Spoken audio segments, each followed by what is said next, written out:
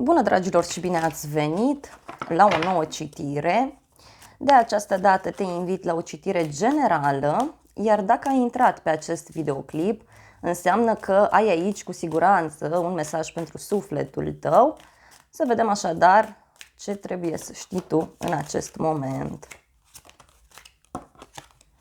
Bun, în momentul de față, văd că ești foarte preocupat de emoțiile tale. Ești foarte preocupat de iubirea ta, ești foarte preocupat de familie, însă văd că unii vă pregătiți pentru o petrecere sau pentru un eveniment important.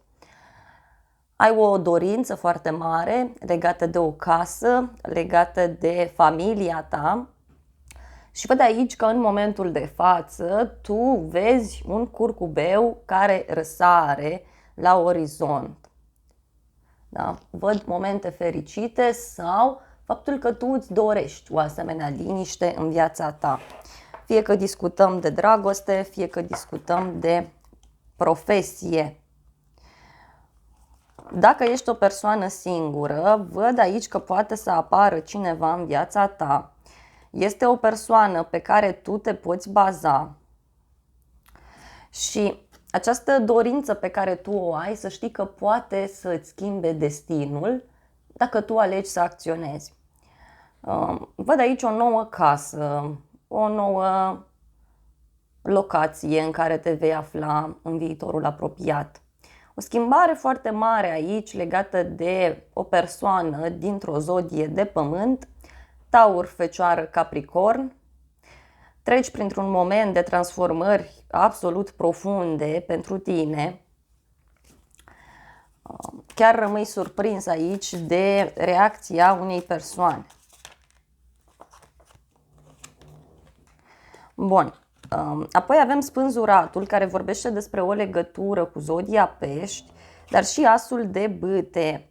Se pare că te simți blocat într-o situație, simți că nu mai ajungi la acea fericire legată de relația ta, legată de viața ta. Însă văd aici un nou început pentru tine, o nouă idee care îți vine, un nou mod prin care tu alegi să acționezi, dar mă mai pot gândi aici și la o pasiune foarte mare care se naște în tine. Poate în acest moment tu suferi dintr-un anumit motiv și reușești să-ți crești creativitatea, reușești să te deschizi, să încerci lucruri noi, să te simți bine. Aici sfatul este să încerci să lași lucrurile să curgă.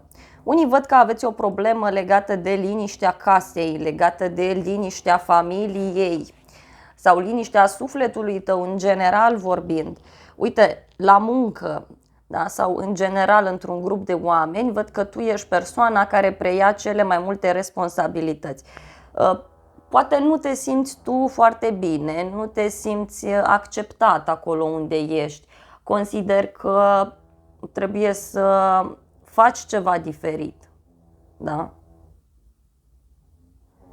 Poate ar fi bine să-ți urmezi principiile tale de viață. Este important aici de menționat faptul că apare pentru tine o noutate. Uite, văd o noutate legată de un drum, poate chiar un drum pe care îl faci în interes de muncă sau, uite, vrei să-ți repari o mașină sau vrei să faci niște drumuri pentru a-ți rezolva o problemă.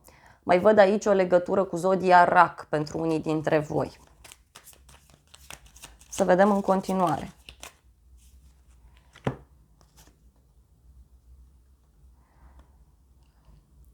Acest nou început, această idee, această încântare pe care tu o ai în legătură cu relația, în legătură cu situația în care te afli, să știi că urmează să stea puțin pe loc.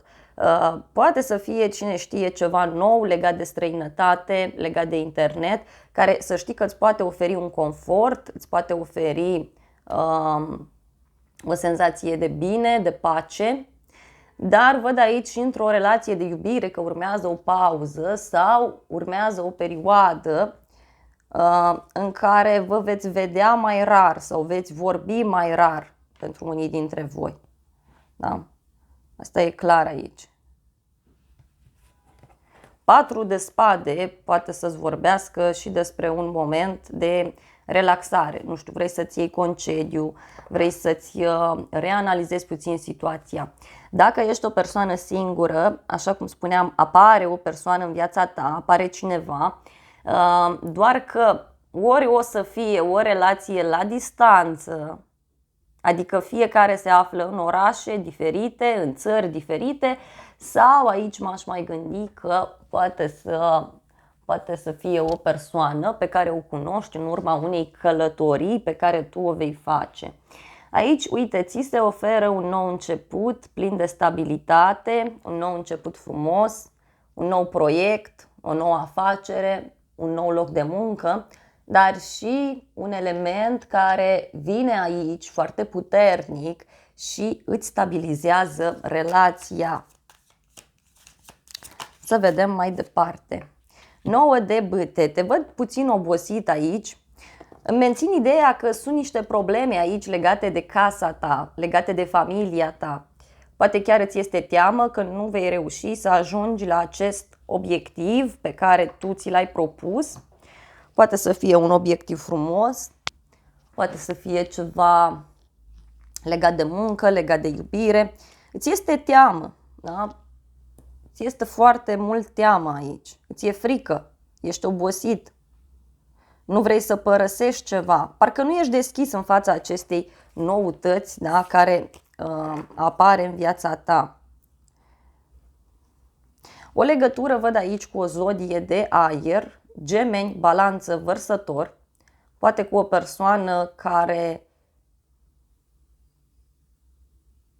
lucrează cu mintea sau este o persoană intelectuală, dar, repet, văd aici niște probleme legate de o familie, legate de o casă, de o sumă de bani.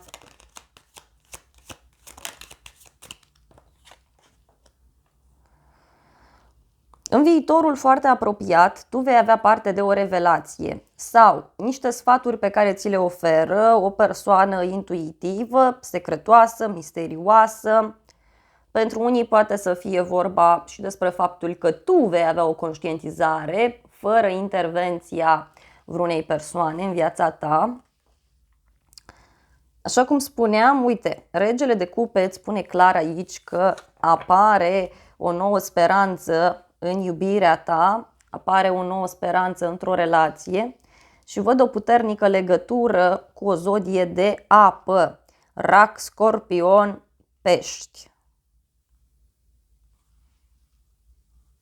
Uite, este o întâlnire. O întâlnire, o bucurie pentru inima ta și, așa cum spuneam, vei simți că tu ai absolut tot ceea ce îți trebuie în această relație. Dacă ești o persoană singură, este clar aici faptul că apare cineva în viața ta. Este o persoană sensibilă, o persoană căreia îi place să consume multe lichide. Poate să fie, știu eu, și cineva special. Ia uite. Împărăteasa, 2 de monede, 6 de monede. Aici se rezolvă ceva legat de confortul vostru. Da? Împărăteasa vorbește despre o legătură cu un taur sau cu zodia Balanță, dar poate să fie și un moment în care tu reușești să ai acel confort pe care tu ți-l dorești, reușești să echilibrezi ceva din punct de vedere financiar, dar mai văd și faptul că această persoană urmează să ia o decizie legată de niște bani sau legată de o situație în care este nevoie să se împartă între două locuri de muncă, două situații, două relații. Hai să vedem. 9 de spade. Pentru tine e o perioadă așa, ba de stagnare, pauză, apoi iar lucrurile se rezolvă. Uite, pentru că aici avem un 9 de spade care îmi spune mie că te stresezi sau ai legătură cu o persoană stresată care, nu știu, stresul acesta are legătură cu o călătorie îndepărtată, poate are legătură cu niște studii, cu distanța dintre voi, cu pauza. Pentru că, uite, avem luna și cu acest cavaler de spade și cu magicianul.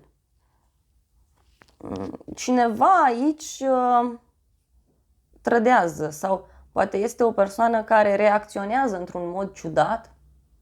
Luna vorbește despre o legătură cu un rac. Dar cineva manipulează aici. Da? Cineva manipulează. Este o situație, da, de care nu prea, de care nu prea știi multe lucruri, dar poate să fie și ceva legat de o femeie ce te deranjează. Hai să vedem.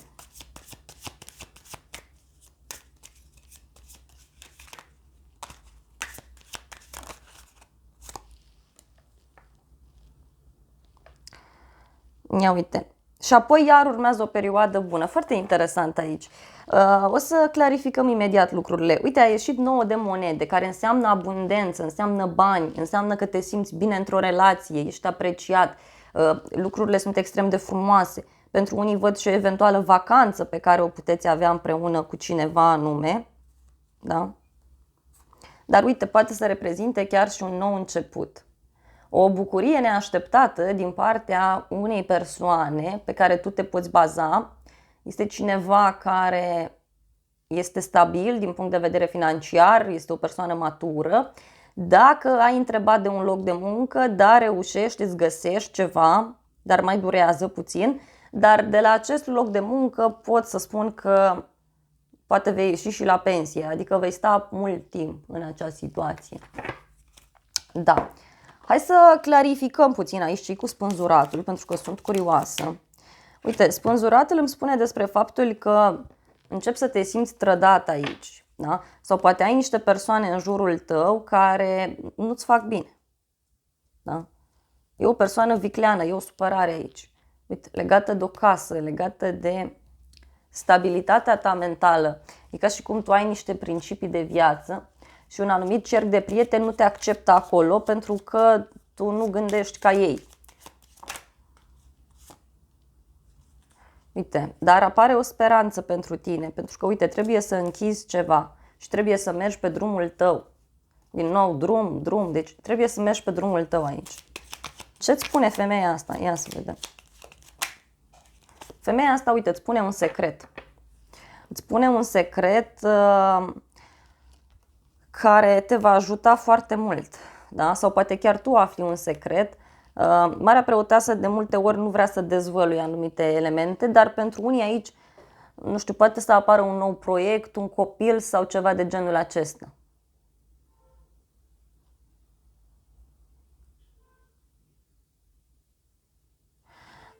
Poate să fie vorba despre o căsătorie pentru unii. Ia uite. Da. Despre o mutare împreună.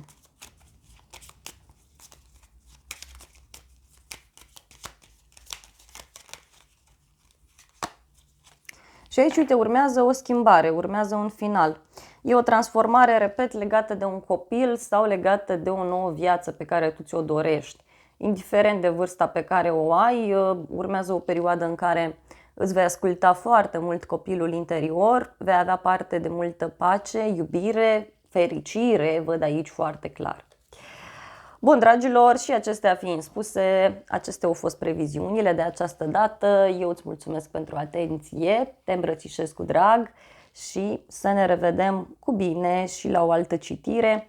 Nu uita să te abonezi canalului, să apeși clopoțelul, apasă butonul de like, funcții gratuite pentru toți și de asemenea te invit cu drag la o altă citire dacă vrei să mai vizionezi.